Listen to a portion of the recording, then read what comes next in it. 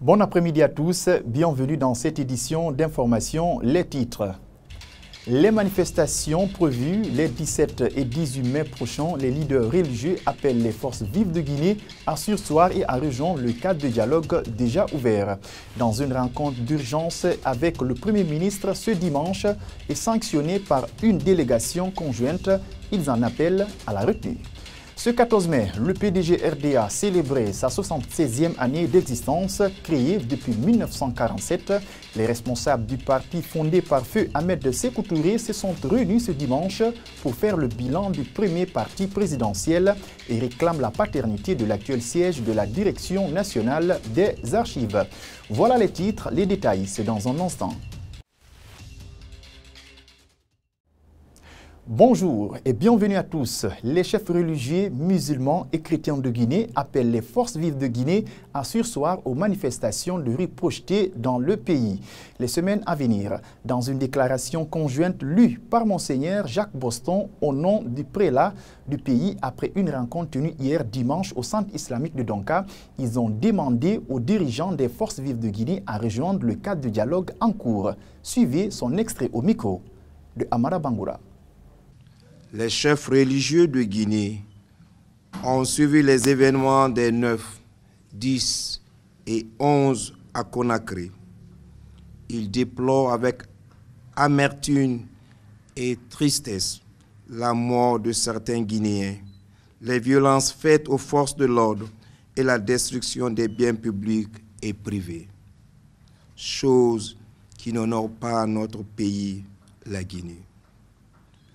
Les chefs religieux de Guinée présentent leurs condoléances aux victimes des différentes manifestations et souhaitent prompt rétablissement aux blessés. Ils invitent tous les acteurs sociopolitiques à la retenue et souhaitent que chance soit donnée aux pourparlers entamés depuis le 13 mars 2023.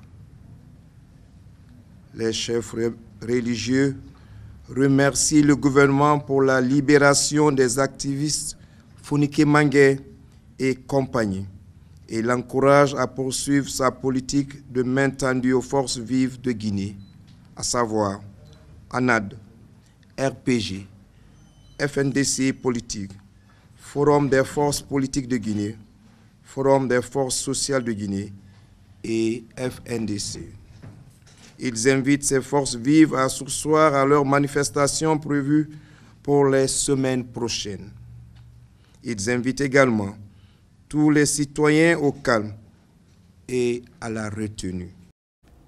Le Parti démocratique de Guinée pour le Rassemblement démocratique africain a célébré ses 76 ans d'existence ce dimanche 14 mai 2023. À cette occasion, les responsables du PDG RDA ont fait le bilan de leur présence sur l'échiquier politique guinéen.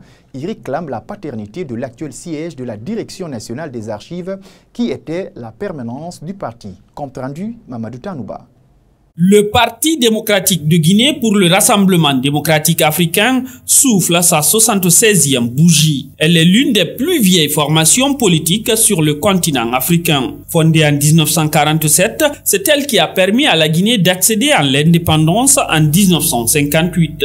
En avril 1984, ce parti a quitté le pouvoir et depuis lors, certains de ses biens sont confisqués. C'est le cas de son siège national qui se trouve à Kaloum.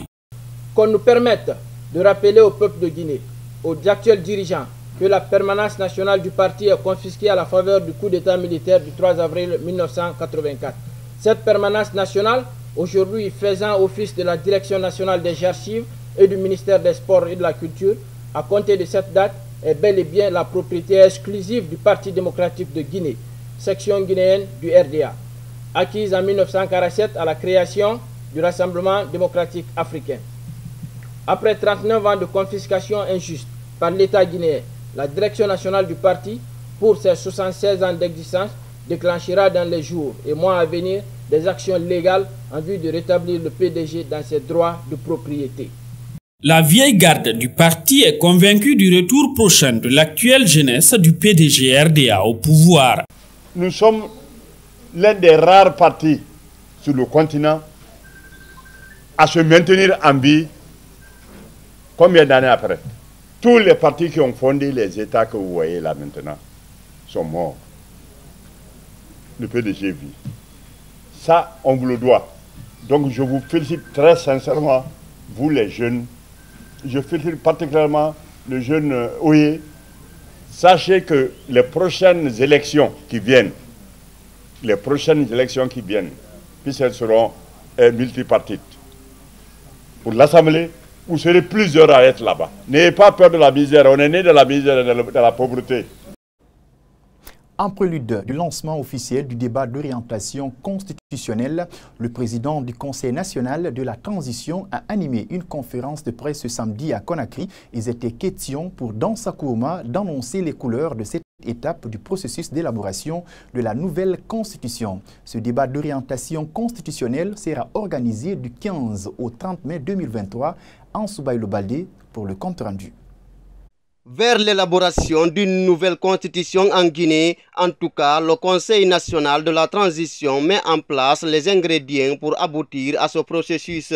À travers cette conférence de presse, le président de l'organe transitoire a livré les points forts qui doivent caractériser le débat d'orientation constitutionnelle qui s'ouvre à partir de lundi prochain. Dansa Kourouma a déclaré que le débat d'orientation constitutionnelle sera un espace qui permettra de recueillir les propositions de toutes les couches pour une participation inclusive. Parce que nous voulons que tous les acteurs de la vie nationale prennent la parole devant les conseils nationaux pour nous dire les yeux dans les yeux en ce qui concerne les différentes configurations de la nouvelle constitution. Qu'est-ce qu'ils proposent? Qu'est-ce qu'ils proposent? On est au stade de proposition pour orienter le CNT dans l'élaboration de l'avant-projet de la nouvelle constitution. La participation de tous les citoyens guinéens, où qu'ils se trouvent, à ce débat d'orientation constitutionnelle est une nécessité selon le président du CNT. Pour ceux qui ne seront pas présents physiquement pour le débat, le CNT a prévu un numéro vert. Au moment où le débat d'orientation se produit, dans la salle de l'hémicycle, les citoyens guinéens et de la diaspora, vivant en Guinée et de la diaspora, auront la possibilité d'intervenir à travers une plateforme Internet qui a été conçue à cet effet, www.debatcitoyen.org. Cette plateforme sera lancée officiellement le lundi et il y a un call center qui est conçu avec un numéro vert, c'est le combien d'ailleurs? Le numéro 1013.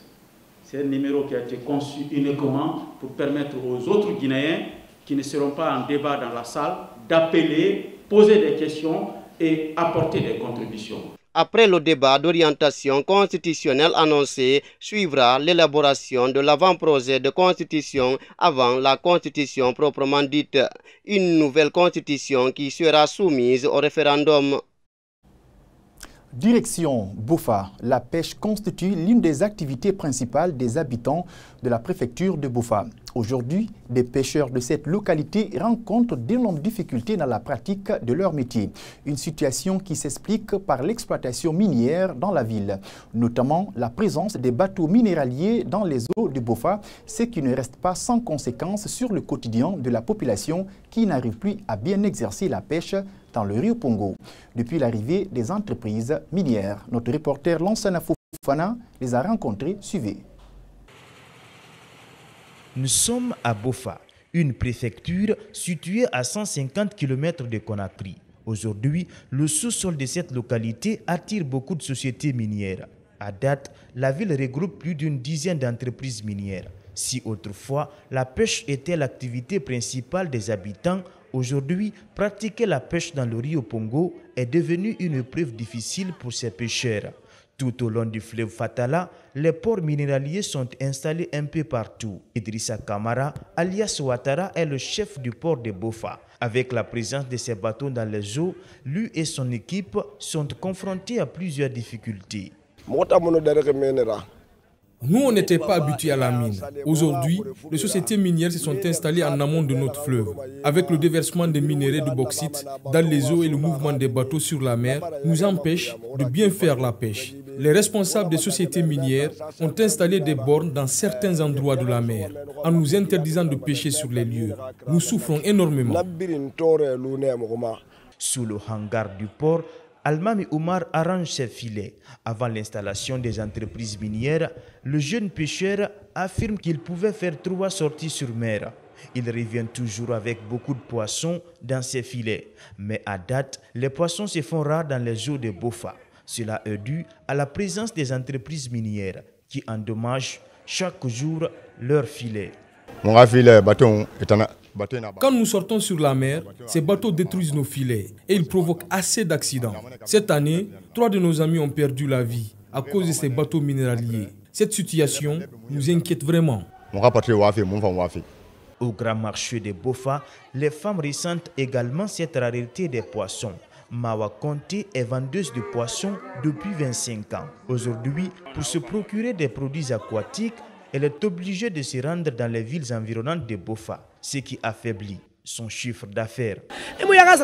C'est pas à Bofa ici que nous achetons les poissons. Nous partons jusqu'à Kamsara à la recherche de poissons. Là-bas même, on pèse sur la balance et on l'embarque dans le véhicule. Ça aussi, le transport coûte cher. Après tout ça, quand on revend, on ne gagne même pas la dépense de la famille. De nos jours, dans cette localité, certains pêcheurs sont obligés d'aller pêcher vers les îles environnantes et d'autres, par contre, ont migré vers le secteur comme le commerce et le taxi-moto. Dans la ville de Rio Pongo, plusieurs domaines d'activité sont impactés par l'exploitation minière, ce qui appauvrit la population du jour au lendemain.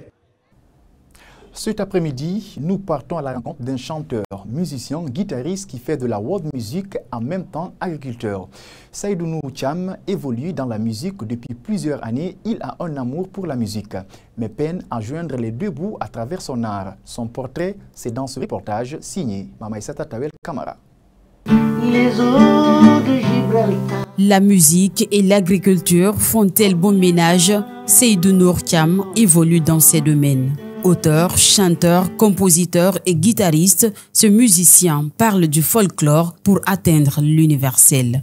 Parti très tôt en France, il a produit plusieurs albums. Certains sont sur le marché et d'autres dans les tiroirs. Je suis parti très jeune à l'aventure parce que je n'ai jamais voulu du collectivisme dans la musique. Voilà, c'est ce qui existait ici. Donc je suis parti très jeune. Alors quand on a voulu libéraliser la chose, j'ai quitté la France, je suis venu trouver des gens qui ne veulent pas travailler pour eux-mêmes. J'ai eu à produire 4 albums. Un au Nigeria, un en France, un autre au Libéria, et un en Guinée et un autre en Guinée que j'ai en tiroir. En Guinée, j'ai toujours joué cadeau. Seydou Nourou Thiam a fait plusieurs réalisations, dont Guinée Dimension 80 en France. Cet artiste qui fait de la world music chante dans plusieurs langues locales et étrangères. Âgé d'une 50aine d'années et père de 2 enfants, Nourou Thiam a un regard peu reluisant sur la culture guinéenne. La culture guinéenne, elle va dans tous les sens. Depuis que l'informatique s'est mêlée à la chose, alors ça devient catastrophique. Parce que maintenant, une rythmique, on n'arrive plus à faire la différence entre les rythmiques. C'est les mêmes logiciels, c'est-à-dire elle a beaucoup perdu son identité. Pour la musique guinéenne, pour le moment, ceux qui jouent du folklore carrément avec les instruments traditionnels, ça va. Mais pour ce qui est de la musique moderne, c'est-à-dire elle n'a plus de personnalité. Selon ce chanteur, il peine à vivre de son art. C'est grâce à l'agriculture qu'il joint les deux bouts. Je suis paysan dans l'âme. C'est ce qui m'a permis de résister jusqu'ici parce que la musique ne nourrit pas son nom pour le moment chez nous. D'abord, je précise que je suis dans les céréales. Et les céréales, c'est catastrophique parce que le coût de production des céréales maintenant est plus élevé que le riz qu'on importe. Et les céréales, quand tu n'en fais pas beaucoup, le kilogramme est tellement faible, tu ne récoltes pas beaucoup. Et parce que la tracasserie chez le paysan, c'est avoir de l'argent en gros. Donc, maintenant, c'est-à-dire on a des milliers d'hectares. Seydou Thiam a fait une partie de sa carrière au Nigeria. Dans son projet futur, il envisage éditer ses œuvres se trouvant dans les tiroirs. C'est la fin de cette édition d'information. À tous, merci de l'avoir suivi. Bon suite de programme sur nos antennes.